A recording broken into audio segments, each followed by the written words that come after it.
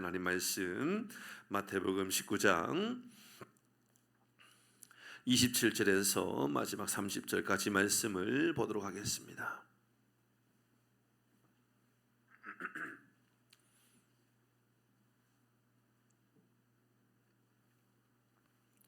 마태복음 19장 27절에서 30절까지 말씀입니다. 마지막 절 교독합니다.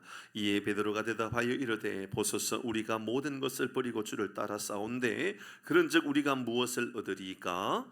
예수께서 이르시되 내가 진실로 너희에게 이르노니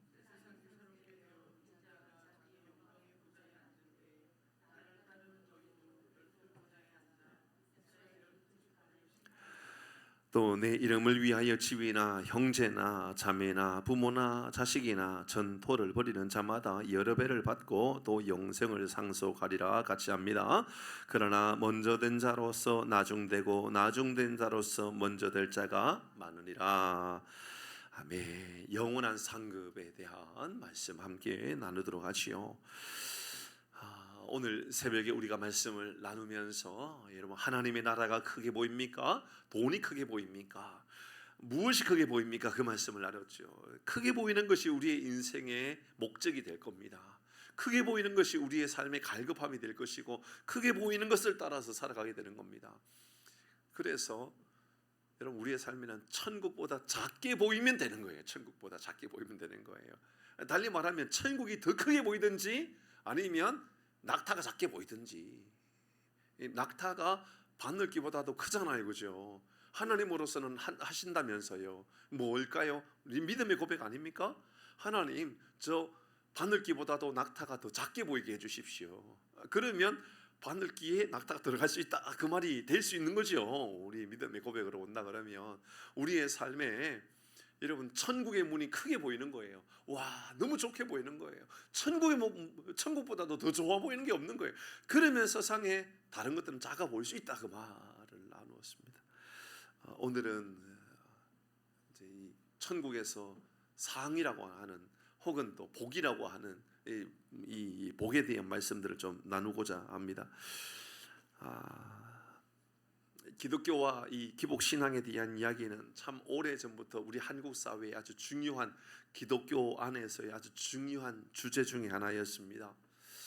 저는 참 개인적으로는 참 안타깝습니다. 이런 이야기를 나눌 때마다 누군가가 분명히 이야기를 시작했을 텐데 어떤 신학자였는지 아니면 뭐 목회자는 아니었을 거라고 생각합니다. 어떤 신학자가 분명히 이야기했을 텐데 그 신학자가 정말 어떤 의식을 가지고 그 이야기를 했을까라고 궁금함이 많은 것이 있는데 그게 기복주의에 대한 이야기입니다. 여러분들 알잖아요. 여러분 교회 안에 기복주의가 되면 된다 안 된다? 그건 누가 가르쳐 줬어요? 그건 누가 가르쳐 준 거죠? 그러니까 복을 기원하는 신앙이 되면 안 되는 건 맞습니다. 그죠? 복을 따라갈 필요는 없습니다. 맞죠? 그죠? 근데 기독교 안에는 복이 따라오는 신앙이 존재합니까? 안 존재합니까? 존재합니다. 그러니까는 큰 그림 안에서 복에 대한 이야기를 하지 않고 복만 딱 가지고 나와가지고 기독교 안에 기복은 문제 있다 이렇게 말하는 게 어디 있습니까? 그것은 정말 이 코끼리의 다리를 만져가면서 이게 코끼리라고 말하는 거하고 똑같은 거죠. 우물한 개구리하고 똑같은 겁니다. 사랑하는 성도 여러분, 하나님께서 우리에게 복을 주시는 삶을 살아갈 수 있기를 바랍니다. 그러나 복을 쫓아가면 안 되는 겁니다. 그렇죠? 이렇게 말해야 되는 거죠. 그냥 하나님 우리에게 복을 주시기를 바랍니다. 우리 하나님은 복의 근원이 되시는 분이거든요. 맞죠? 그렇죠? 근데 복만 쫓아간다고 말을 하면 문제가 있는 거예요. 그것은 기독교만 그런 게 아니에요. 불교예요. 아주 불교의 얼마 전에 며칠 전에 제가 하남교회 이 하남교회 이제 오래 섬겼다 보니까 하남교회 이 교육자들 전임 교육자들 훈련시켜야 될 일 있으면 제가 가서 훈련시키고 와야 될 때가 꽤나 있어요. 그러니까 며칠 전에 또 저쪽 양수리가 아니죠. 오살리 기도원 오살리기도원에 그 이제 하남교회 교육자들 한 30명이 이제 금식한다고 들어갔다고 이제 목사님 연락이 와가지고 가서 세미나를 열으라고 그러는 거예요. 여러분 그 3일 동안 금식하고 있는 사람 이야기하면 잘 들릴까요? 안 들릴까요? 모르죠? 예, 굶어 보시면 알 겁니다. 얼마나 힘들겠어요. 얼마나 힘든 그 가운데 뭘 메시지를 전해야 되는데 이제 어떻게 사역을 해야 되고 어떤 마음을 가지고 사역을 해라 이제 이런 쉽게 말하면 잔소리하고 와야 되는 거예요. 금식하고 있는 사람들에게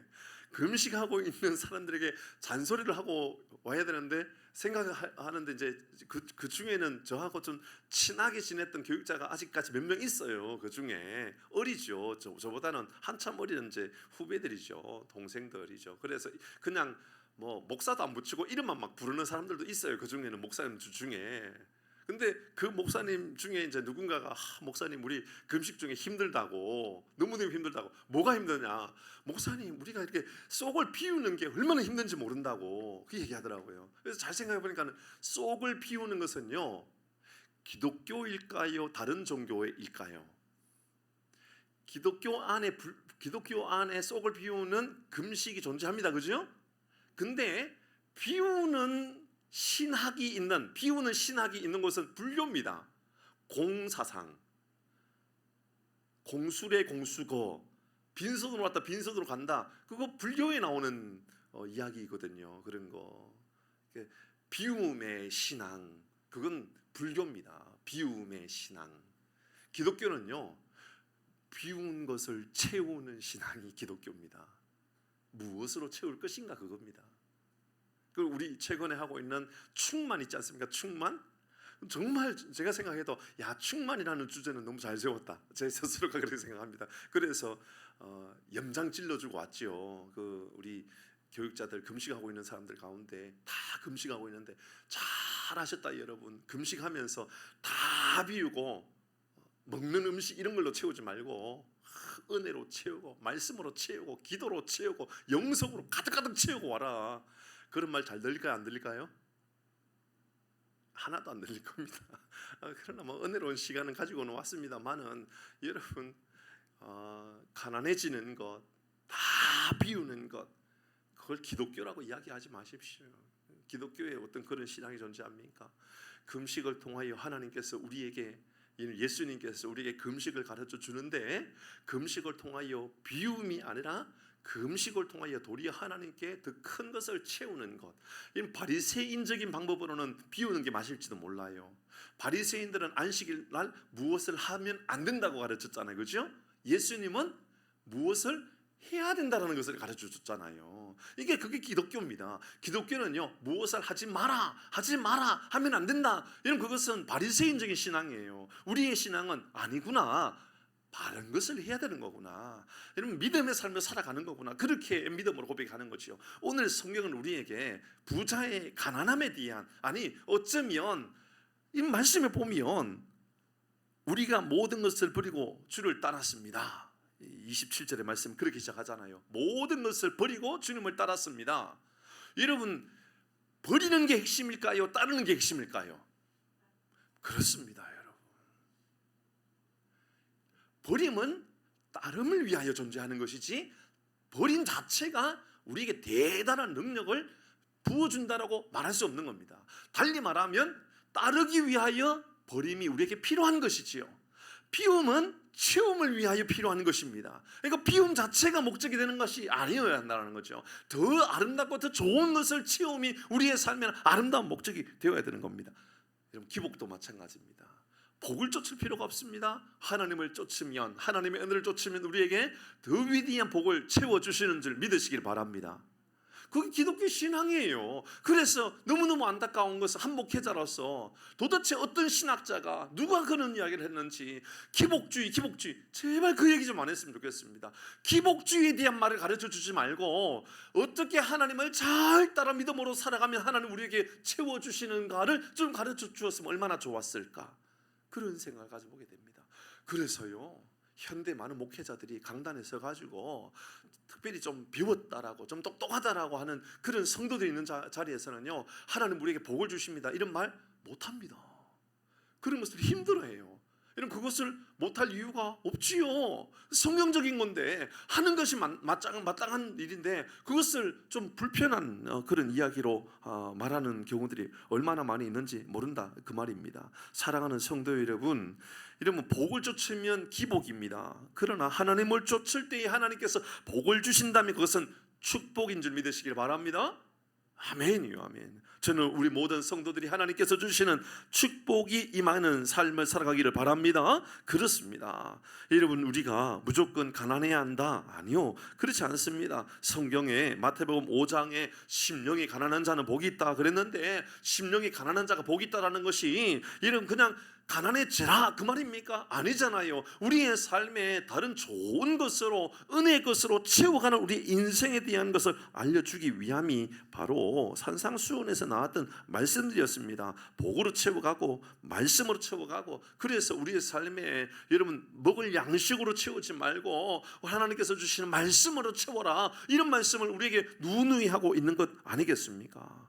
말씀을 읽다 보면 이런 신구약 성경 어디에도 여러분 가난한 것이 뭐 대단한 영성인 것처럼 이야기하고 있는 게 뭐 어디 있습니까? 도리어 하나님께서 주시는 큰 복을 누리는 삶에 대하여 말하고 있는 게 얼마나 많이 등장합니까? 그렇죠? 여러분, 저는 아브라함을 생각할 때마다 아브라함을 향하여서 야, 네가 밟았던 모든 땅, 네가 유브라데스부터 저 나일강, 애굽강까지 밟았던 모든 땅을 내가 너에게 다 주겠다. 네가 처음부터 끝까지 밟았던 모든 땅을 너에게 주겠다. 이 민족이 다 너의 민족이 되게끔 하겠다. 와, 하나님께서 이런 복을 이스라엘 민족에게 주셨구나. 사랑하는 성도 여러분, 우리의 삶에 땅을 밟은 곳마다, 복음으로 말미암아 땅을 밟는 곳마다 하나님께서 부어주신 은혜를 마음껏 누릴 수 있기를 주의 이름으로 축복합니다. 여러분, 이삭도 그가 농사하여서 얼마나 큰 복을 받았는지, 가물어 메마른 땅에, 가무는 해에, 여러분 그 아버지 때부터 여전히 계속 가물었지만 그가 농사하여서 100배를 얻어서 큰 거부가 되었다. 그게 죄입니까? 아니지요. 죄가 아니라 도리어 큰 복입니다. 그죠? 큰 은혜의 복입니다. 사랑하는 교회 여러분, 여러분 가난한 것도 죄가 아니지만 부자가 되고 살아가는 것도요, 우리에게 문제가 될 게 하나가 없는 겁니다. 욥도요 고난이 있었지만 그거 얼마나 큰 부자였습니까? 간혹 부자가 무슨 죄인 것처럼 그렇게 취급하면 그게 성경적인 이야기는 꼭 아니구나, 그렇게 판단하는 것이 옳습니다. 성경에요, 여러분 말씀을 잘 보면 정말 많은 이들이 하나님께서 주신 복을 누렸던 삶에 대하여 참 많이 가르쳐 줍니다. 아무것도 없는 빈손의 인생이었지만 하나님께서 여러분 요셉을 애굽 땅에 보내서, 애굽 땅은 어떤 곳입니까? 원수의 땅입니다. 애굽 땅이 어떤 땅입니까? 저주의 땅입니다. 애굽 땅이 어떤 곳입니까? 우상의 땅입니다. 이런 그런 땅에 가서 애굽은요 최고의 권력과 명예와 부를 다 누리게 되었습니다. 이런 그것만 보아도요 우리의 삶에 바로 적용할 수가 있는 겁니다. 안 되고 어렵고 힘든 시대에 살아간다 할지라도, 여러분 아무리 경기가 어려운 시대에 살아간다 할지라도 하나님께서 우리에게 보내주시고 하나님께서 알려주시고 하나님께서 우리를 인도해 주시면 위대한 복된 삶을 우리 모두가 갈 수 있음을 믿습니다. 아멘이요, 아멘이요. 복이라, 복 이런 단어를 사용하면 좀 불편하니까, 불편한 사람들이 많이 있는 시대이니까, 그래서 오늘 제목을 이렇게 바꿨던 겁니다. 영원한 복이 아니고 영원한 상급, 이렇게 바꾼 겁니다. 영원한 상급, 그러면 조금 그래도 이거 뭐 기복주의적인 그런 느낌은 좀 덜 들죠, 그죠? 조금 덜 든 느낌이 들어서 여러분 상급이라는 말을 썼을 뿐이지 사실은 영원한 축복입니다. 하나님께서 주시는 영원한 복, 그 이야기를 좀 하려고 그럽니다. 29절의 말씀을 같이 읽어봅니다. 29절 같이 하겠습니다. 시작. 또 내 이름을 위하여 집이나 형제나 자매나 부모나 자식이나 전토를 벌이는 자마다 여러 배를 받고 또 영생을 상속하리라. 여러분 말씀에 보니까 하나님께서 우리에게 복을 주시는데 내 이름을 위하여서 버리면 복을 주시는데 큰 복을 주시겠다. 버리면 이거 이야기는 조금 이따 갈 것이고요. 복을 주시겠다. 어떤 복을 주시느냐? 여러 배를 받겠다라고 하는 것은 현세 이야기로 보입니까? 내세 이야기로 보입니까? 내세로 보입니까? 자, 다시 한번 봅니다. 내 이름을 위하여 집이나 형제나 자매나 부모나 자식이나 전토를 벌이는 자마다 여러 배를 받고 여러 배를 받습니다. 여러분, 이런 복을 죽고 나서 받고 싶습니까? 지금 여기에서 받고 싶습니까? 쉽잖아요. 지금 여기서 받고 싶잖아요. 아니, 이런 복은, 왜냐하면 그 뒤에 있는 복은 내세 복이 있잖아요. 또 영생을 상속하리라. 이것은 현세입니까? 내세입니까? 내세잖아요. 그러니까는 현세와 내세 복이 다 우리에게 약속되어 있다라고 알려주고 있는 겁니다. 이 말씀은 마가복음이나 누가복음에도 다 기록되어 있는데요. 마가복음의 말씀만 우리 한번 읽어보도록 하지요. 마가복음에는 조금 더 구체적으로 설명하고 있습니다. 같이 29절 30절 같이 읽어봅니다. 시작. 예수께서 이르시되 내가 진실로 너희에게 이르노니 나와 복음을 위하여 집이나 형제나 자매나 어머니나 아버지나 자식이나 전토를 벌이는 자는 30절 시작.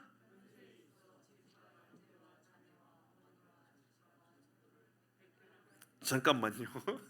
자, 이게 보니까 바로 앞에 현세 이야기라고 바로 기록하고 있잖아요. 그렇죠? 지금 여기에 여러분, 그렇다고 여러분 이 복 요것만 띄워놓으면 기복 맞습니까? 안 맞습니까? 맞잖아요. 요것만 보면 기복이라고 말할 수 있죠. 근데 29절 보면 기복이 아니라 하나님 주시는 축복입니다. 그러니까 나를 따르는 자는, 복음을 위하여 나를 따르는 자는, 그러니까 하나님이 주시는 복을 30절에 이야기하는 거죠. 그러니까 30절만 말하면 안 되고 29절을 이야기하면 기복이 아니에요. 하나님 주신 복입니다. 근데 여기에 보니까 몇 배의 복을 주시겠다? 100배를 주시겠다. 이게 내세, 현세? 현세 이야기입니다. 현세. 지금 여기. 근데 박해를 겸하여 받고 어려움도 당하게 되고 눈물 흘릴 일도 다 당하게 된다. 근데 그것으로 끝나지 않고 그 다음에는 내세의 복도 있는데 내세의 영생을 받지 못할 자가 없다. 그러니까 여러분, 부자는 천국 갈 수 있다 없다? 아무 상관없다. 아무 상관없다죠. 부자기 때문에 지옥 가고 거지기 때문에 천국 가고 뭐 그런 말이 어디 있습니까, 세상에. 천국은 무엇으로 가죠? 믿음으로 가는 겁니다. 믿음으로. 그러니까는 성경에 부자가 천국 가는 것이 낙타가 바늘기 들어가는 것보다 어렵다라고 하는 것은 믿음에 대하여서 우리는 점검해 주게 하는 예화를 드는 것이죠. 예화. 그러니까는 그 예화를 들 때에 우리가 얼마나 겸손해져야 되고 얼마나 우리를 낮추어야만 하나님의 사람으로 살 수 있는가 가르쳐주는 메시지입니다. 현세 받을 복이 있고 내세 받을 복이 있는데, 그럼 27절의 말씀에 보니까 다시 27절 말씀으로 본문 27절로 다시 돌아갑니다. 시작. 이에 베드로가 대답하여 이르되 보소서 우리가 모든 것을 버리고 주를 따라 싸운데 그런즉 우리가 무엇을 얻으리까? 그러면 어떤 상급을 받습니까? 주를 따랐습니다. 베드로가 하는 이야기입니다. 주님, 우리가 모든 것 다 버리고 주를 따랐습니다. 모든 것을 다 버렸죠. 베드로가 거물도 버리고 배도 버리고 다 버리고 주님을 따랐던 겁니다. 그러면 어떤 상급을 주시겠다? 예, 여러 배를 받는다. 오늘 마가복음에서는 100배를 받게 된다. 또 내세에도 복을 받게 된다. 이렇게 이야기하고 있습니다. 여러분, 그러면 아니, 오늘 본문의 말씀을 보니까 집이나 형제나 자매나 부모나 자식이나 전토를 버리는 자마다 이렇게 말했잖아요. 29절에 버리는 자마다. 다른 성경의 말씀에 보니까 부모나 형제나 자매를 미워하는 자마다 라고 이야기하고 있습니다. 여러분, 이 말씀도 이 말씀만 보면 이해가 되는 말씀입니까? 전혀 이해가 안 되는 말씀입니까? 이해하면 안 되는 말씀이죠. 이해가 되고 안 되고가 아니라 여러분, 이것을 받아들이면 안 되는 이야기입니다. 왜냐하면 요것만 딱 띄워보면 성경적입니까? 비성경적입니까? 비성경적이잖아요. 여러분, 성경에 하나님께서 십계명을 가르쳐 주시면서 내 부모를 공경하라 분명히 말하고 있는데, 오늘 본문의 말씀에 보니까는 형제나 자매나 집이나 부모나 자식이나 전토, 땅이나 뭐 밭이나 논이나 다 버리는 자마다 복을 받는다. 부모를 버리면 됩니까? 안 됩니까? 안 되죠. 부모를 버리면 어떡합니까? 여러분 자녀가 여러분을 버리면 안 되잖아요. 안 됩니다. 절대로 안 됩니다. 성경에 그런 법이 없습니다. 예수님 십자가에 돌아가시기 전에 예수님께서 당신이 십자가에 돌아가시기 전에 요한한테 보라 내 어머니라. 여러분 이 요한에게 예수님께서 마리아를 부탁하면서 마리아를 좀 잘 번양해갖고 좀 어머니를 내 어머니지만 이제 너희 어머니처럼 잘 좀 섬겨라 라고 이야기하지 않았습니까? 그러면 예수님 동생이 있어요 없어요? 있잖아요. 예수님 동생이 있음에도 불구하고 예수님 가장 사랑하는 제자 요한에게 어머니를 부탁할 정도라면 이는 예수님께서 어머니를 부모를 공경하는 것이 얼마나 중요한지를 알려준 겁니다. 그런데 오늘 본문의 말씀을 보니까 부모나 자식이나 전토를 벌이는 자마다 여러 배를 받고 다른 성경에 100배를 받고 무슨 말이냐라는 거죠. 어떻게 버릴 수 있습니까? 그것은 버리라는 이야기가 아니라 여러분 더 중요한 것을 더 크게 보이라고 하는 어쩌면 강조법을 사용하고 있는 것이지요.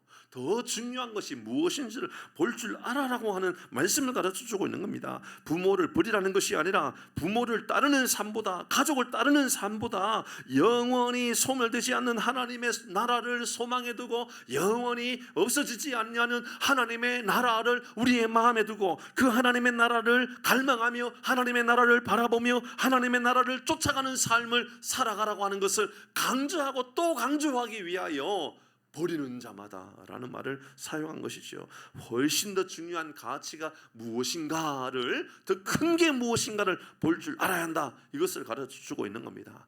그러면 우리가 무엇을 얻게 됩니까? 두 가지 이제 약속을 주시죠. 하나는 영광의 보좌, 영광의 자리에 임하게 된다. 이 영광의 자리는 하나님의 영광의 자리인데 그 자리에 우리가 함께 거하게 된다. 오늘 28절의 말씀 다시 한번 읽어봅니다. 28절에 시작. 예수께서 이르시되 내가 진실로 너희에게 이르노니 세상이 새롭게 되어 인자가 자기 영광의 보좌에 앉을 때에 나를 따르는 너희도 12보좌에 앉아 이스라엘 12지파를 심판하리라. 예수님이 앉으신 영광의 자리에 우리가 예수님을 따라가면 우리가 영광의 자리에 우리를 앉혀놓겠다라고 우리 함께 주님께서 우리와 함께 동행하겠다라고 말씀하십니다. 디모데후서 4장 6절 말씀 같이 읽습니다. 6절에서 8절 시작. 전제와 같이 내가 벌써 부어지고 나의 떠날 시각이 가까웠도다. 7절 나는 선한 싸움을 싸우고 나의 달려갈 길을 마치고 믿음을 지켰으니. 8절 이제 후로는 나를 위하여 의의 면류관이 예비되었으므로 주 곧 의로우신 재판장이 그 날에 내게 주실 것이며 내게만 아니라 주의 나타나심을 사모하는 모든 자에게 하나님께서 복을 주시겠다. 사랑하는 성도 여러분, 마지막 날 우리 주님께서 우리를 영광의 자리로 우리를 이끄시고 우리 주님께서 의의 면류관에 우리에게 예비되었다라고 영광의 자리로 우리를 앉혀놓겠다라고 말씀하셨습니다. 그러므로 여러분 내세에도 복이 있고 현세도 복이 있고 이런 삶을 우리 모두가 살아가기를 바랍니다. 첫 번째는 바로 이 영생의 복, 영원한 복, 영광의 복이라면 두 번째는 여러 배를 받고 또 영생의 상속을 하겠다라고 하는 29절의 말씀이지요. 29절에 또 내 이름을 위하여 쭉 말씀하시면서 버리는 자는 모든 것을 버리는 자는 여러 배를 받고 100배를 받고 또 영생을 약속해 주시겠다 이렇게 말씀하고 있습니다. 크게 보면 이 땅에서도 복을 받고 떠나서도 복을 받고 얼마나 감사하고 얼마나 위대하고 얼마나 존귀한지요. 이 땅뿐만 아니라 우리 하나님께서 우리에게 주시는 약속은요 영원히 우리에게 주시는 약속이라고 말씀하고 있습니다. 사랑하는 성도 여러분, 죽고 나서 잘 되는 건 너무너무 좋지만 그것으로 끝나지 않고 이 땅에서도 여전히 하나님께서 기뻐하시는 삶을 살아가는 복이 우리 가운데 있기를 바랍니다. 움켜쥔 것, 이것으로 인하여서 내가 목매여 하고 움켜진 것 이게 전부라고 생각하고 그렇게 살지 마십시다. 하나님께서 우리에게 영광스러운 것을 만들어 놓으셨구나, 하나님께서 더 좋은 길들 우리에게 만들어 주시는 거구나 라고 하는 기대와 소망을 가지고요 이 땅에서도 복을 누리고 떠나서도 하나님께서 주시는 은혜를 마음껏 누리고 이런 그런 삶에 대한 약속입니다. 적용해 보십시다. 첫 번째, 우리가 이런 믿음의 고백을 가지고 적용했으면 좋겠습니다. 주를 위하여 살아가는 희생은 결단코 손해가 아니라는 것이죠. 믿음으로 살아가는 것 절대로 손해가 될 일이 없다라는 겁니다. 우리의 헌신이요 절대로 손해가 없습니다. 여러분, 우리의 수고들이 조금의 여러분 헛된 것이 아닙니다. 때로는 주일날 이런저런 봉사하지요. 믿음 모르는 사람, 그 복의 경험이 없는 사람은 잘 몰라요. 어떤 일이든 우리 가운데 여러분 그거 경험한 사람 있지 않습니까? 믿음의 결단을 하였을 때에 내가 주일 성수해야 되겠다. 믿음의 결단을 하였을 때 내가 11조 생활을 해야 되겠다. 믿음의 결단을 하였을 때 하나님께서 내 삶을 어떻게 바꾸시고 어떤 길로 만들어 가셨다는가를 경험했던 분들 계시지 않습니까? 우리 교회 안에 얼마나 많은 성도들이 이것을 경험했다라고 저에게 또 말씀해 주시지 않았습니까? 사랑하는 성도 여러분, 세상의 방법으로는 안 되고 어렵고 힘들어도요, 우리가 믿음으로 결단하는 것 단순한 겁니다. 말씀해 주시는 것을 결단하는 겁니다. 성경이 우리에게 열의 하나를 구별하여 하나님께 드리면 하나님께서 그거 흔들어 넘치도록 채워주시겠다. 그러면 그냥 그대로 순종하고 살아가면 하나님 우리에게 주시는 거예요. 주시는 거. 이제 이런 얘기해도 여러분 감안하고 들어주시기를 바랍니다. 이제 한한교 교육자들 이 교육을 하는 가운데 한 교육자가 당시 저는 이제 총괄 사역을 하고 있을 때 있고 그 친구는 주일학교 이제 교육 전도사였었습니다. 그때 파트타임 교육자인데 이제 지금은 다른 교회 갔다가 부목사가 되어서 다시 돌아온 겁니다. 교구사에 가기 위해서 돌아왔는데 목사님 질문이 있다라고 이야기를 하는 겁니다. 뭐냐고 이제 질문하고 대답하는 시간이 있으니까 질문하라고. 사실 이제 제가 한남교에 있을 때 저희 아내하고 저하고 제일 잘 맞는 부분입니다. 그게 제일 잘 맞는 부분이어서 전혀 힘들지 않는 부분이었었는데 헌금에 대한 이야기였습니다. 헌금에 대해서는 그냥 다 내려놓고 삽니다. 왜냐하면 이게 믿음의 고백이라고 생각하기 때문에 그렇습니다. 다 드릴 수 있는 대로 드리면 하나님께서 나머지는 채워주신다, 하나님께서 공급해 주신다 이런 마음이 있기 때문에 그렇게 살아왔던 겁니다. 이제 교회가 크다 보니까는 교회에서 주시는 이제 생활비 외에 그 한남교회가요 생활비 외에 성도들에게 신방하거나 이렇게 하다 보면 이제 도서비라든지 이런 것을 주시는 분이 있거든요. 그럼 제가 저희 아내는 압니다. 제가 한 번도 제 아내한테 갖다 본 일이 없습니다. 맞죠? 한 번도 갖다 본 일이 없습니다. 왜냐하면 제가 그것을 다 플로잉 해버렸기 때문에 그렇습니다. 다 나누어 줘버렸기 때문에 그렇습니다.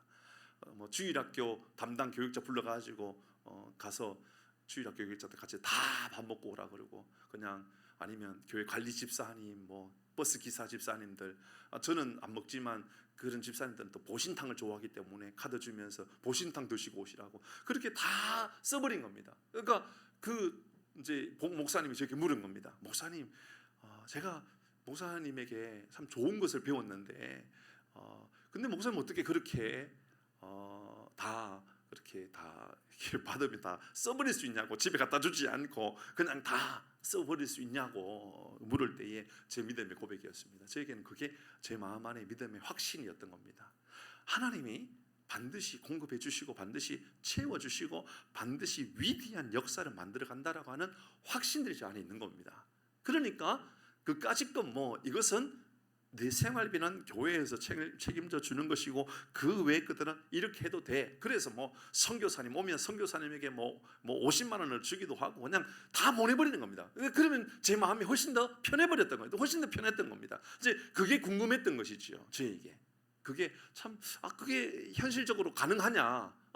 왜냐하면 그 돈도 또 중요한 생활비로 또 쓰고 싶은 마음들이 들기 때문에 그런 것이죠. 저는 이 말씀을 보면서 그런 생각이 들었었습니다. 사랑하는 성도 여러분, 여러분의 손해가 보여지는 것처럼 그렇게 느껴지는 삶과 손해가 되는 것처럼 느껴지는 신앙의 생활들이 있다 할지라도 단순해질 필요가 있는 겁니다. 단순해질 필요. 믿음으로 결단하면 하나님께서 나머지는 공급해 주신다라는 겁니다.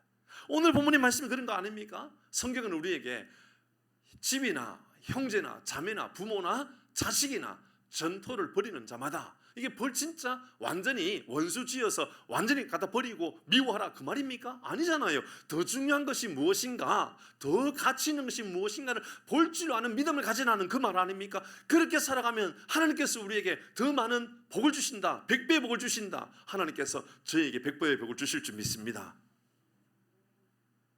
여러분에게도 100배의 복을 주실 줄 믿습니다. 그럼 버리셔야 됩니다. 어려울까요? 쉬울까요? 어려워요. 어렵습니다. 더 사랑하지 않을 훈련을 해가는 것이 얼마나 우리에게 중요한지 모릅니다. 하나님, 내가 하나님 나라를 더 사랑하고 주의 말씀을 더 사랑하고 말씀을 더 사랑하고 주님의 인도하심을 더 사랑하고, 이것은 어쩌면 우리가 어제의 말씀을 나눴던, 어제 새벽의 말씀을 나눴던 그 부자 청년의 이야기의 연결성산에 있는 거기 때문에 그 부자 청년을 돌아보면 알게 됩니다. 이 말에 부자 청년은 받아들일 수 없어서 예수님을 떠나가 버렸습니다. 어떻게 하면서요?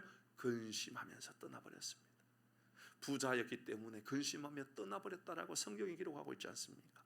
그러므로 사랑하는 교회 여러분, 우리의 삶에 믿음의 결단이 우리에게 근심거리가 아니라 축복의 통로가 되기를 주의 이름으로 축복합니다. 사랑하는 교회 여러분, 여러분의 희생 하나님께서 갚아주실 줄 믿습니다. 여러분의 헌신 하나님 갚아주십니다. 여러분 믿지 않으면요, 몰라요. 믿음 없는 사람은요 절대로 이해할 수 없는 이야기입니다. 성경은 우리에게 희생하라.